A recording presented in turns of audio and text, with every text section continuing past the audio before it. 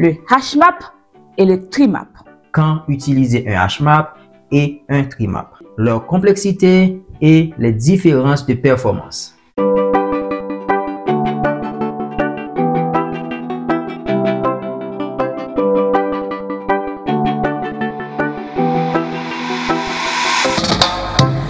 Salut à tous et bienvenue sur la chaîne Solid Code App. Je suis ici avec Marie. Salut à tous et bienvenue dans cette nouvelle vidéo.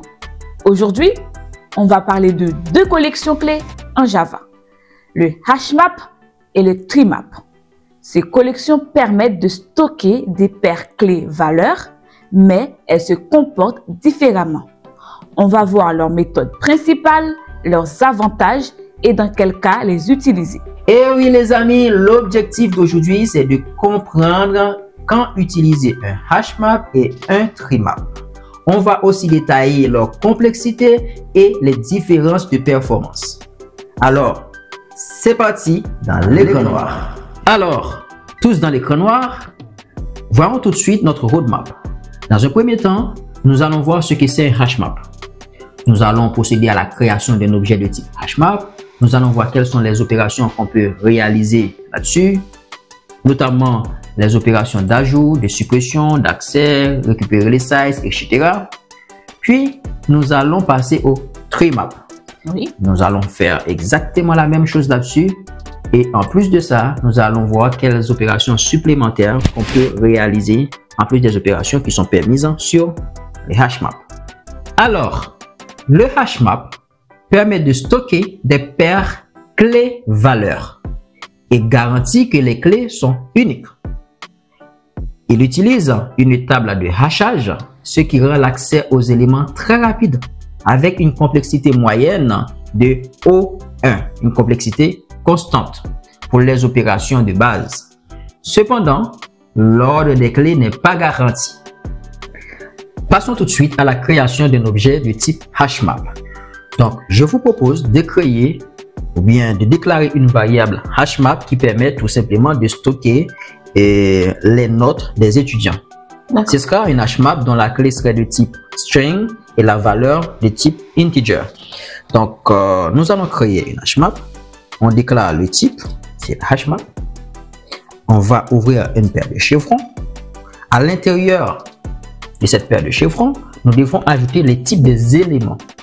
Dans un premier temps, on doit ajouter le type de la clé, string, et le type de la valeur, integer. Voilà. On va tout simplement donner le nom de notre HashMap, notre étudiant map. OK? Et puis, comme pour toute classe en Java, il faut utiliser le mot-clé new. Donc, new HashMap. Ici, les types ne sont pas obligatoires.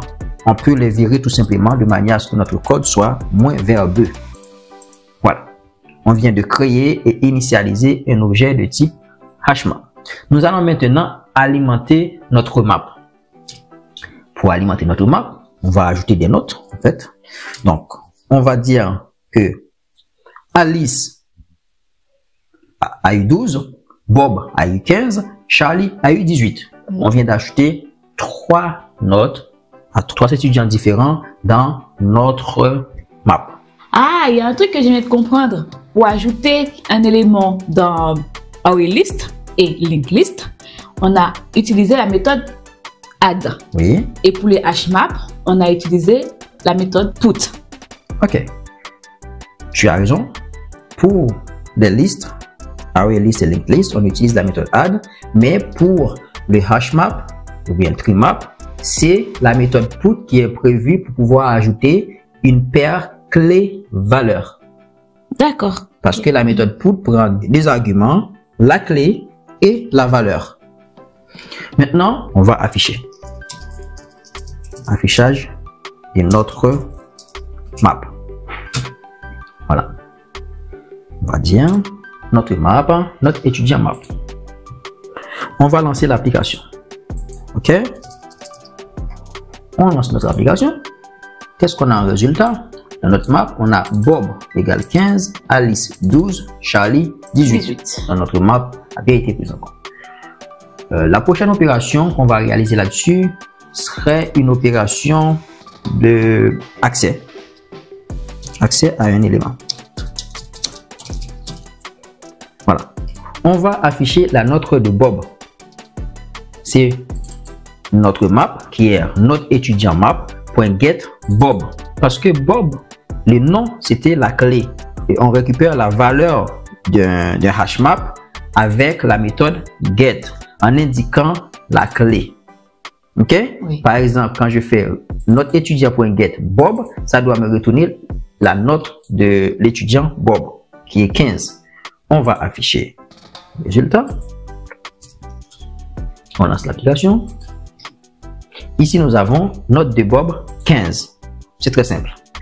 Maintenant, on peut procéder à la suppression. D'accord. OK? Nous allons supprimer. On va supprimer Alice. Pour supprimer, on va utiliser la méthode qu'on connaît tous. C'est la méthode remove. Oui. On lui donne la clé qu'on souhaite supprimer. Nous allons afficher notre hash map après suppression. On lance l'application. Qu'est-ce qu'on a ici? Map après suppression Bob et Charlie. C'est-à-dire, on vient de perdre Alice. Ouais. Voilà, Alice a été supprimée, ce qui est une très bonne chose. Maintenant, il y a une chose qu'on peut faire. On peut afficher la taille de notre map avant suppression. OK? OK. Taille avant suppression. Pour afficher la taille de notre map avant suppression, il faut utiliser la méthode size. OK? Oui. Donc, on va dire 6O. OK. Taille de map. OK. Notre étudiant. Size. Et on va faire exactement la même chose après suppression. D'accord? Taille de map après suppression. Bien. On relance l'application. Qu'est-ce qu'on a ici? Taille de notre map 3, parce qu'il y a 3 éléments dès le départ dedans. Alice, Bob et Charlie. Et on a ici taille de map après suppression 2, parce qu'on a supprimé Alice. D'accord. Alors, le truc que vous devez savoir, c'est que l'accès à une clé dans un map est safe. Cela veut dire que si on accède à une clé qui n'existe pas, aucune exception n'est levée. Au contraire, on aura un résultat nul. Par exemple, on va tenter d'accéder à un élément, par exemple un étudiant qui était absent, qui n'est pas dans la liste.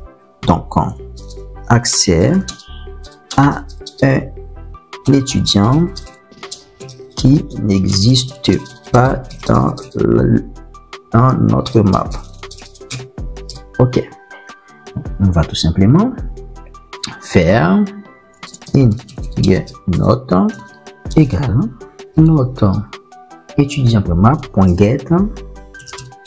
On va donner un étudiant qui n'existe pas. On va dire Paul. OK?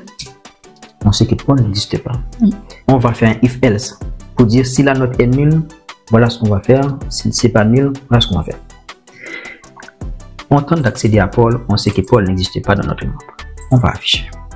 Qu'est-ce qui est écrit? Paul n'a pas de note enregistrée. Paul n'a pas de note enregistrée. Donc, vous voyez, je n'ai pas d'exception. Il n'y a pas d'exception. Notre programme ne plante pas parce que Paul n'existe pas. D'accord. Donc, on peut y accéder comme ça. Maintenant, et ça, c'est un peu une manière très empirique de faire les choses. On peut utiliser une méthode qui est mise à notre disposition pour gérer ce genre de cas. On peut tout simplement regarder est-ce que la clé existe dans notre map. Une autre façon de faire serait de dire if not map.contains_key. La méthode contains_key prend en paramètre la clé. Ici, en l'occurrence, Paul. C'est seulement si la clé existe, que je vais accéder à la clé. Oui. Ok? Seulement si la clé existe, on va ajouter la note de Paul. Ce que la note de Paul, ce sera ça. On va l'ajouter ici. Ok? Sinon, on va enlever ici. Sinon, on va dire que Paul n'a pas de note enregistrée. Ok? On va virer cette façon de faire. Là, bien avant d'accéder à notre map, je regarde est-ce que la clé existe. Si la clé n'existe pas, je dis bon, la note n'existe pas. Okay. Comme ça, au moins, je sais que c'est parce que Paul n'est pas dans... Je suis sûr que c'est parce que Paul n'est pas dans la liste qui fait que j'ai nul. Oui. Ok? D'accord, oui. Donc, je lance l'application pour voir est-ce que je vais avoir le même résultat. On lance l'application. Qu'est-ce que je vois? Paul n'a pas de note enregistrée. Ok, ça c'est cool. Maintenant, ce qu'on va faire, pour ne pas avoir à gérer ça, on va dire pour tous les étudiants qui ont été absents, qui n'ont pas de note enregistrée, on va dire que la note c'est 0. On va utiliser une super méthode qui a été conçue pour nous. C'est la méthode getOrDefault. Nous allons utiliser cette méthode. Ok? getOrDefault. Ben, ce qu'on va faire, on va éviter ces fameux if-else. Ok? On va éviter tout ça.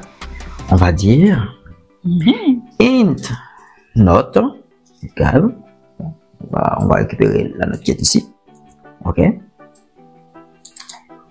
Au lieu de dire get Paul, on va dire getOrDefault. Point. getOrDefault. Ah, la méthode getOrDefault prend en paramètre une clé et une valeur par défaut à retourner en cas où la clé n'existe pas. C'est une bonne chose. Oui. On va lui dire la clé c'est Paul et la valeur par défaut si Paul n'existe pas, ah ben retourne-moi 0. Si tu n'existes pas Paul, tu vas avoir la valeur 0 tout simplement. Ben oui, tu as été absent. Oui. Ok. Et maintenant, il n'y a pas besoin de faire autant de if-else. On n'a qu'à juste faire ça. Sans les if-else, on sait qu'on aura toujours une note pour Paul. Ou bien pour un étudiant qui est absent, on aura toujours une note. Même si la note c'est 0. 0. Oui, tu as été absent. Bien, on va relancer l'application pour voir qu'est-ce qu'on aura comme résultat. Ah ben, le résultat, si vous regardez bien, la note de Paul, c'est 0. Voilà, la note de Paul, c'est 0. 0, 0. Donc, on voit, c'est très fascinant, en fait. Oui. Quand on sait utiliser les outils, on fait de jolies, de super applications.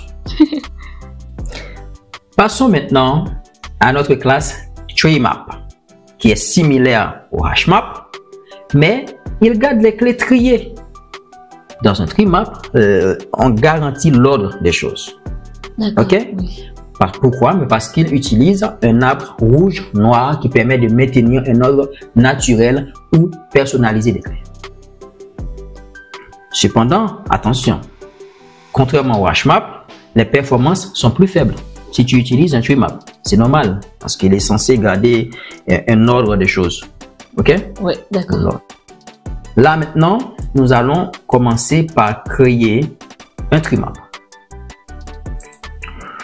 Je vous propose de créer une liste de fruits avec leur prix. Non.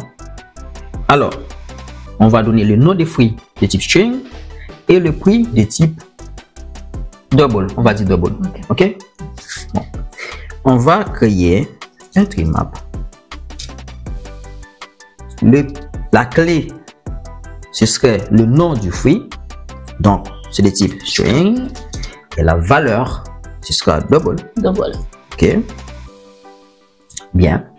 Et on va tout simplement l'appeler fruit map. Ok. Comme toute classe en Java, il faut utiliser le mot-clé new pour l'instancier. Donc, new TreeMap. On peut s'en passer des types ici. Nous allons maintenant alimenter notre map fruit map. Nous allons ajouter le prix de la banane. Ça nous propose la banane, 1,20 €, pourquoi pas. Ok. Donc, nous allons tout simplement continuer à ajouter. Pour la pomme, c'est 80 centimes. Pour l'orange, 70 centimes. Là maintenant, ça nous propose d'afficher notre tableau. Bon, c'est exactement la même chose. On ne va pas passer plus de temps là-dessus parce qu'on l'a vu avec les HMAP. C'est la même méthode, effectivement. Nous n'allons pas nous attarder sur les méthodes qui ont déjà été utilisées dans HMAP. On a dit que c'était des méthodes similaires au TreeMap. Donc, par exemple, put, get, remove, etc. Nous allons voir des méthodes qui sont utilisées dans les TreeMap, qui ne sont pas utilisées dans HMAP. Par exemple, on peut tout simplement demander à notre TreeMap de nous afficher en fait le premier élément. Voilà, on va faire système.out. Voilà, println, premier élément. D'accord, mon premier fruit, si on veut. Ok, c'est fruitmap.first key. Voilà. Donc, puisque c'est une sorte de map triée, on peut lui dire premier élément et on sait à quoi s'attendre parce que c'est trié. Donc, on lance l'appli. On lance l'appli pour voir. Tac! Qu'est-ce qui est affiché? Premier fruit, banane. Parce qu'on l'a dit first key. C'est la clé qui s'annonce. Ok? Donc, du coup, on va afficher last key pour voir si ça va nous donner. On lance l'application. Dernier fruit, pomme. Pourquoi dernier fruit, pomme? Alors qu'on a ajouté pomme en deuxième et pas en troisième. Mais parce que les TreeMap assurent l'ordre par ordre alphabétique. Maintenant, on va ajouter de nouveaux fruits de manière à avoir plus d'éléments dans notre map parce qu'on va réaliser d'autres opérations. On va ajouter pêche à 2 €. C'est quand même cher une pêche. La mangue, 1,50 €, pourquoi pas. La poire, 1 €. Pourquoi pas. Fraise, 1,30 €. Et là, si on lance l'appli, c'est ce qu'à quoi? On va voir dans quel ordre que ça va nous donner les choses. Banane, fraise, mangue, orange, poire, pomme, pêche. Voilà. Ok. Du coup, ce qu'on va faire, on va utiliser une méthode qui s'appelle HeadMap. La méthode HeadMap va nous permettre d'afficher tous les fruits avant une clé. Tous les fruits qui se trouvent avant la clé donnée. Par exemple, je vais dire système out. Ok. HeadMap. HeadMap de fruits. Ok. Je vais dire ça comme ça. Bien. C'est ce qu'à quoi? C'est fruitmap.headmap. La méthode HeadMap prend une clé. Ok? Oui. Donc, on va mettre la clé en question. Pourquoi pas fraise pour voir ce que ça va sortir. Fraise. Ok? Normalement, on est censé avoir tous les fruits qui se trouvent avant fraise. Donc, ici, HeadMap des fruits, on a banane. Effectivement, il y a fraise en deuxième position. Donc, les éléments qui se trouvent avant fraise, c'est banane. Bon, on va mettre orange de préférence pour avoir plus d'éléments. Ok? Ouais. On va mettre orange de préférence.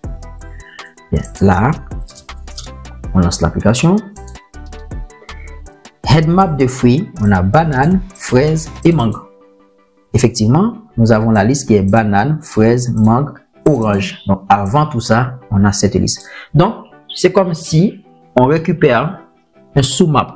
Maintenant, on va lui demander de nous sortir toute la liste qui est après orange. Ok? Avec la méthode telmap. Si on dit donne-nous tout ce qui se trouve après orange, on va voir ce que ça nous donne. Bien. On lance l'application. Quand on lance l'application, telmap de fruits, c'est orange, poire, pomme, pêche. Bon. Là, par contre, il y a une subtilité, c'est que telmap prend en compte aussi orange. Oui. Inclut orange, par contre. je vois que pour headmap, si on veut inclure orange dans le headmap, il y a une deuxième paramètre à ajouter. Voilà, on a le token plus inclusive. Est-ce que l'élément que tu mets est inclus dans la liste?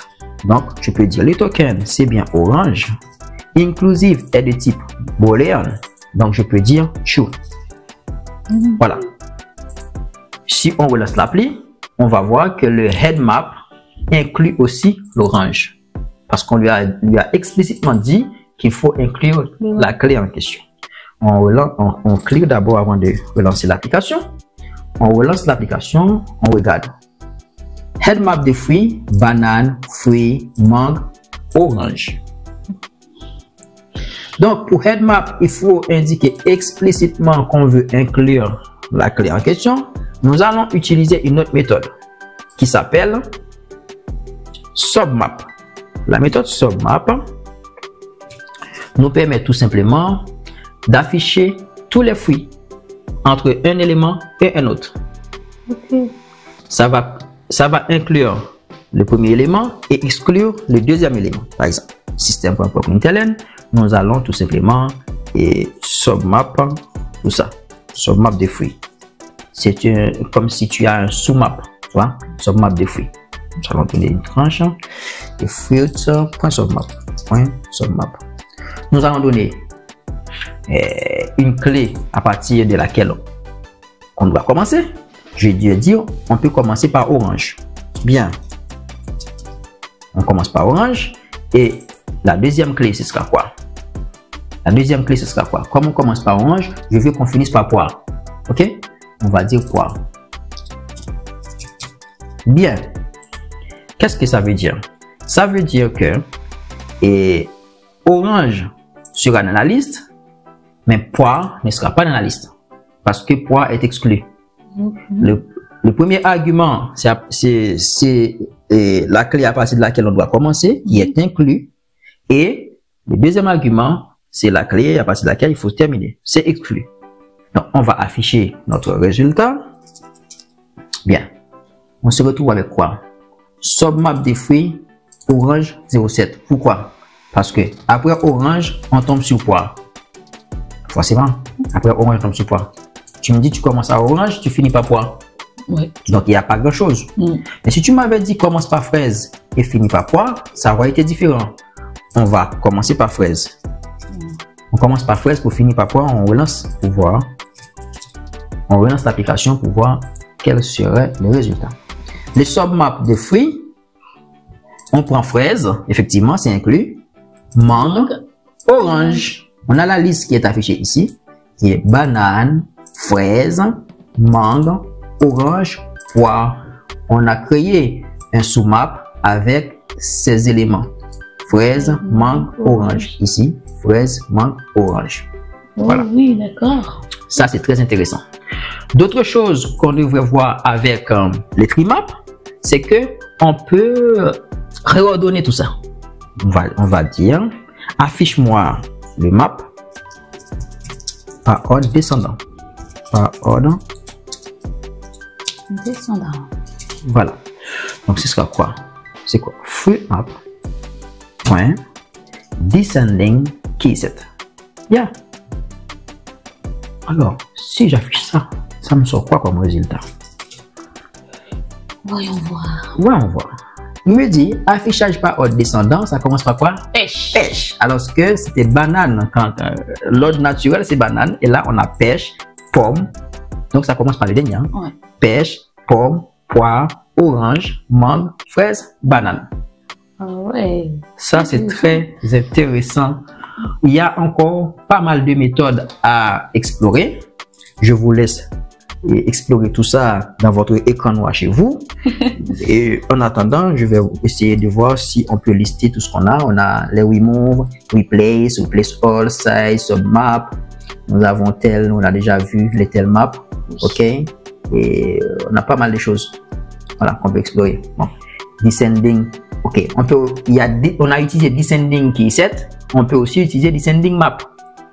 Si on utilise descending map, ça va nous donner la paire clé valeur. Alors que là, on a utilisé descending keyset. C'est pour ça qu'on a que les clés ici. Pêche, pomme, poire. Est-ce que tu veux qu'on fasse l'expérience avec Descending Map? Oui, allons-y. Ok, on va faire l'expérience avec Descending Map. Ouais. Descending Map. Descending Map. Ok, on va lancer l'application. Tac. Affichage par ordre descendant. Pêche 2.0. On a bien la clé et plus la valeur. Pomme, on a tout ce qu'il faut. Impressionnant. Bon, on va s'arrêter là pour Trimap. J'espère qu'on a vu pas mal de méthodes et vous allez continuer dans votre écran noir à explorer les autres méthodes. Allez. D'accord, j'ai une question, Sam. Oui. Et si c'est un HMAP qu'on a et qu'on veut créer des données par ordre ascendant et descendant, comment on fait, comme tu nous as montré dans le Trimap? Ah oui. En fait, je vous ai dit que le HMAP ne garantit pas l'ordre des données. Ça, c'est vrai. Et si on est en présence de HMAP et qu'on veut afficher des données ordonnées, qu'elles soient de manière ascendante ou descendante, il y a deux manières de faire. Donc, la première manière, c'est de convertir ton HMAP en Trimap. D'accord. Bon, ça, c'est assez simple. Ok, on va dire convertir HMAP en Trimap. Automatiquement, il va être ordonné. Ok, donc ce qu'on va faire, on va l'appeler notre étudiant trié, notre étudiant trié, parce qu'on va utiliser notre map, notre étudiant qu'on a là-haut. Ok, on a un map qui s'appelle notre étudiant, on va essayer de trier ça. D'accord. Ok, oui. Donc on va tout simplement faire new Trimap et on lui donne notre étudiant. Et en sortie, on aura notre étudiant par ordre alphabétique. Ah oui. Oui, on aura. Mais le truc, c'est que c'est un petit tour de magie, en fait, si tu veux, parce que c'est plus le HMAP que tu affiches. Parce que tu viens d'instancier un Trimap. Tu vois, c'est comme si tu convertis ton HMAP en Trimap, comme ça, tu as l'ordre. D'accord. Ok? Oui. C'est tout. Oui, c'est un peu de la magie, ça. Oui, c'est tout le passe-passe, quoi. Donc, ici, tu regardes notre étudiant Trimap, tu as Bob et Charlie. Oui. Dans les maps, on a Bob, Alice, Charlie. Donc, comme on avait viré, entre-temps, on avait viré Alice, normalement, on est censé avoir Bob et Charlie. Puisque l'ordre n'est pas garanti, on est obligé de passer par là. Allez, Trimap. Okay. Maintenant, on va voir comment trier avec la combinaison des listes. C'est-à-dire, on doit convertir notre map en liste et on va utiliser la méthode sort qui nous permet de trier. Oui. Ok?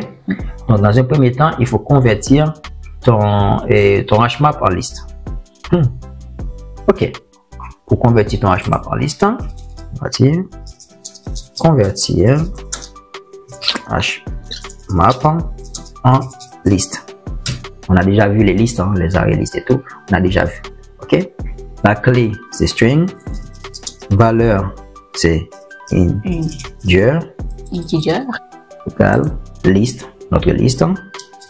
New array list. Je sais que vous comprenez ce que c'est un array list maintenant. Et là, on va prendre toutes les entrées de notre map. C'est notre étudiant map. Point. Ok. Entry set. Entry set. On va prendre toutes les entrées. Ok. Liste. From notre étudiant. Ouais, liste from map de préférence. Ok. D'accord. Maintenant, on a cette liste qui a été créée à partir de notre map. Maintenant, on peut utiliser la méthode sort de la classe list pour trier cet élément par clé ou par valeur comme on veut. Si on veut trier par clé, on peut dire tout simplement liste, on va le trier, list from map, point sort, on va utiliser la méthode sort, ok, on va dire c'est map, point entry, d'accord, point comparing by key, ça va comparer par clé, et après, on peut tout simplement choisir d'afficher note des étudiants triés par clé, voilà. Et on affiche les résultats. On affiche les résultats. On se retrouve avec quoi ici? Pour l'affichage, note des étudiants triés par clé, Bob, Charlie. On a exactement la même chose si tu regardes bien. Voilà. Wow. Ok. D'accord. On vient de voir deux manières si on veut s'assurer en fait de l'ordre de nos éléments dans un hash map lors de l'affichage. Soit on transforme en tree map ou on transforme en liste. Et si tu transformes en tree map, ça va te donner l'ordre naturel des choses. Par exemple, si les clés ce sont des strings, donc ça va te donner un ordre alphabétique. Mais si tu veux par ordre descendant, il faut utiliser la méthode descending map de la classe tree map. Alors, en résumé, si tu n'as pas besoin d'un ordre pour les clés et que tu veux des performances optimales pour les opérations de recherche, insertion et suppression, opt.hashmap. En revanche, si tu as besoin de maintenir un ordre trié des clés, le tree map sera plus adapté, même si ses performances sont un peu moins bonnes à cause de l'algorithme d'arbre rouge-noir. Merci d'avoir regardé cette vidéo. N'oublie pas de liker, de t'abonner pour plus de contenu sur Java. Et à très bientôt pour plus de tutoriels Java. Et n'oublie pas de pratiquer parce que c'est la clé.